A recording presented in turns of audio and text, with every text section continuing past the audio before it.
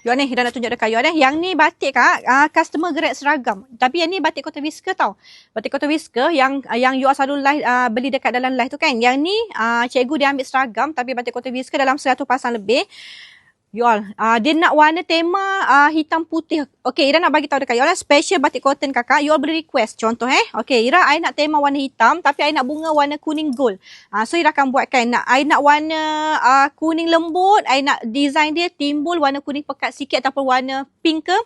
You all design, you all boleh request special batik batik Kota Whisker design crepe. Okay. Yang ni kakak, cikgu dia nak warna hitam putih saja. Okay, so design untuk baju kurung dan juga kemeja nak pakai sama. Okay, Ira nak bagi tahu dekat you all, sesiapa yang tengok video ni tengah mencari sedondon seragam tapi nak batik lukis kakak, tak usah kain biasa, royal set tak usah nak batik lukis. Okay, komen dekat Ira you nak tema warna apa untuk Ira syukuri bantu you all. Okay, boleh request berapa meter, 4 meter, kemeja 3 meter setengah, 3 meter, 2 meter setengah, terpulang pada you all.